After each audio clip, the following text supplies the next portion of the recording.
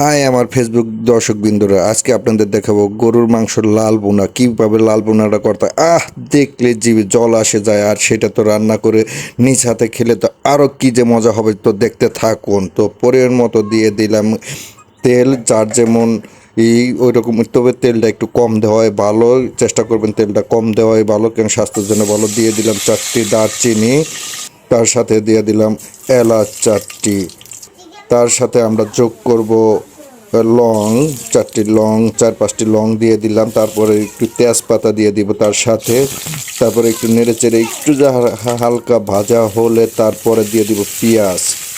পেঁয়াজটা আপনারা একটু পরিমাণ মতো, যার যেমন স্বাদ তো ওই রকমভাবে দিয়ে দিবেন। তারপরে একটু নাড়াচাড়া করবেন, সুন্দর মতো একটু নাড়াচাড়া করবেন, পেঁয়াজটা যেন লাল লাল হয়ে যায়। তারপরে একটু স্বাদ মতো একটু লবণ দিয়ে দিবেন, যার যেরকম স্বাদ, লবণের টেস্টটা কেউ কম খায় একটু বেশি খায়, ওই পরিমাণ মতো একটু লবণ দিয়ে দেবেন। তারপরে কাঁচামরিচ জালটা সেটা তো দিতেই হবে, তো বাচ্চা কাচ্চা থাকলে একটু পরিমাণ মতো কমই দিবেন। তারপরে আদা দিয়ে দিবেন পরিমাণ মতন, আদা পরিমাণ মতো। আমি একটু বেশি আদা রসুন বাটাটা একটু বেশি খাই, তার জন্য একটু বেশি দিতেছি। তারপরে যে রসুন বাটা দিয়ে দিলাম, হ্যাঁ, এইটা দিয়ে একটু নাড়াচাড়া করতে হবে, যেন আদা রসুনের যে জাজটা একটা একটা গন্ধ আছে সেটা যেন হয়ে যায়। এভাবে একটু নাড়াচাড়া করে একটু ভেজে নেবেন। তারপরে দিয়ে দিবেন স্বাদ মতো একটু হলুদের গুঁড়াটা পরিমাণ মতনই দিবেন। তারপরে দিয়ে দিবেন মরিচের গুঁড়া মরিচটা যেন বাচ্চা কাচ্চা থাকলে একটু কমেই দিবেন। আমি একটু ঝালটা বেশি পছন্দ করি গরুর মাংসের সাথে, তার জন্য একটু ঝালটা একটু বেশি দিতেছি। বাচ্চা কাচ্চা আছে, অনেক সময় বাচ্চা কাচ্চারা ঝালও বেশি পছন্দ করে।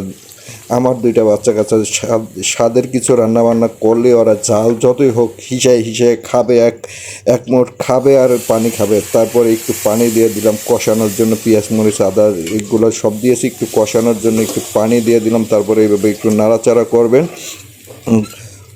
পরিমাণ মতো নাড়াচাড়া করবেন। আর এর মধ্যে চুলার আঁচটা একটু যারা কমিয়ে দিবেন, কেননা এইভাবেই করলে যেন এইটা পুড়ে না যায় আর নিচে লেগে না যায় এভাবে। তারপরে কি করব, এখন তো টমেটোর সিজনে, আমি টমেটোর সিজনকালে টমেটো সিদ্ধ করে রেখে দিয়েছিলাম ফ্রিজে, তো সেটাই একটু দিয়ে দিলাম স্বাদ বাড়ানোর জন্য। যদি আপনাদের ঘরে থাকে দিয়ে দিবেন এইভাবে, না হলে একটু টমেটো সস অল্প পরিমাণে দিবেন, বেশি দিলে মিঠা মিঠা লাগে সসটা। তারপরে দিয়ে দিলাম গরুর মাংসটা কালারফুল দেখা যায় না, এই কারণে এটা ফ্রিজে ছিল, তাই একটু সাদা সাদাই দেখা যাইতেছে, গরুর মাংসের মতো লাল দেখা যাইতেছে না। যাই হোক, যে রকমটা পছন্দ করেন, কেউ ফ্রিজে থাকলে ফ্রিজের মাংসটা একটু সাদা সাদা দেখা যায়, এটাই। আর যে মাংসটা তাজা আজকে আয়না রান্না করবেন সেটা একটু লাল অনেক সুন্দরই দেখা যায়। সেটা যাই হোক, যার যেমন ইচ্ছে সেই মতোই সে রান্না করবেন।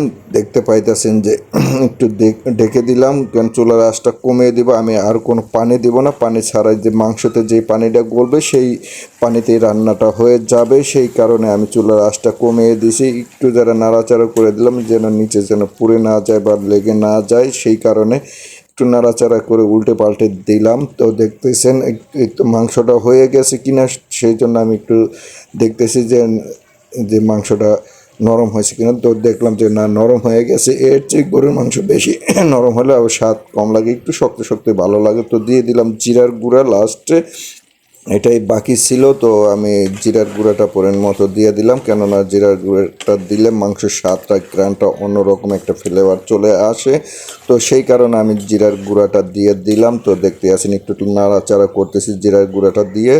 তারপরে জিরার গুঁড়াটা দিয়ে একটু আমি হালকা 2-3 মিনিট একটু ঢেকে রাখবো, কেননা জিরার এই ঘ্রাণটা যেন মাংসের ভেতর বয়ে যায়। এবং কি দেখতে পাইতেছেন যে তারপরে সব কিছু দেওয়া শেষ, আমার রান্নাটাও শেষ। দেখতে পাইতেছেন গরুর মাংস লাল